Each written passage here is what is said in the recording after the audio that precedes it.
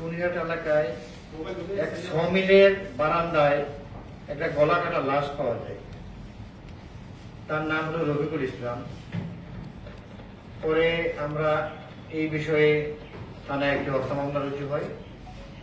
এরই প্রেক্ষিতে পঞ্চগড় জেলা পুলিশের একটি চৌকস টিম কাজ করতেছিল। দীর্ঘদিন কাজ করার পরে গতকাল বিকেলে 5 আনুমানিক 5 ঘটিকার সময় তাকে আমরা ধরতে সক্ষম হই। তাকে নিয়ে আসার পরে তাকে জিজ্ঞাসাবাদ করলে উনি জানায় যে ওদিন রাতে আনুমানিক 1:30 থেকে 2:30টার সময় তারা দুজন, যে বিশেষ মারা গিয়েছে রফিকুল ইসলাম এবং যে আসামি আরমান, দুজনে তাস খেলতেছিল, রামি খেলতেছিল তাস দিয়ে। তো এটা একটা জুয়া খেলা। ওই খেলার এক পর্যায়ে তারা ছিল যে 100 পয়েন্ট করলে তারা জিতে যাবে এবং 400 করে 400-800 টাকা তারা বোর্ডে জমা রাখে। যখন তাদের খেলাটা শেষ পর্যায়ে, যখন এই যে আসামি যে মারা গিয়েছে সে একটা ভুল ওভারটার্ন করার কারণে এখানে যে আসামি তার পয়েন্ট পূর্ণ হয়ে যায় এবং সাথে সাথে টাকাটা সে চলে যেতে চায়। তখন সে ক্ষিপ্ত হয়ে যায় যে খেলা শেষ হয় নাই। এই কথা যেহেতু চলে যাচ্ছিল, তখন তার হাতে থাকা যে সুপারি গাছের যে চাকু সুপারি গাছ কাটে, এটা দিয়ে তখন আসামিকে সে পিছন দিক দিয়ে খুব দেওয়ার চেষ্টা করে এবং তার পিছনে একটা আঁচড় লেগে যায়। তখন আসামি আরমান তাকে ক্ষিপ্ত হয়ে তার প্রথমে গলায় পুঁজ দেয়, পরে শোয়াই তার জবাই করে তাকে হত্যা করে।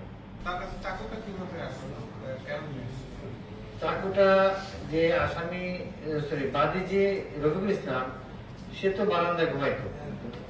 তো সে ডিসিজ বারান্দায় ঘুমাইতো, যে ঘুমানো তার কাছে একটা চাকু, যে সুপারি গাছ কাটার একটা চাকু থাকতো আর কি, ছিল।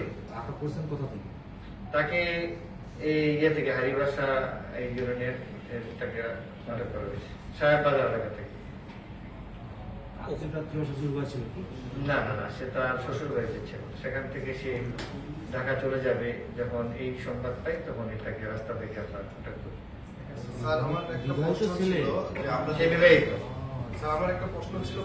জুয়া খেলা নেই, এটা মাদকের সাথে সম্পর্ক না। আপনারা জানেন যে আমাদের 4টা হত্যা মামলা হয়েছে গত এই আগস্ট মাসে এবং জুলাই মাসে। এর মধ্যে 3টাই আমরা ডিটেক্ট করেছি। আপনারা জানেন যে দীর্ঘদিন একটা হত্যা মামলা হয়েছে, সেটা আমাদের ডিটেক্ট হয়েছে। আপনারা জানেন যে এখানে যে জয় হত্যা মামলা, তাকে ছুরি মেরে করে, এটাও আমরা ডিটেক্ট করেছি।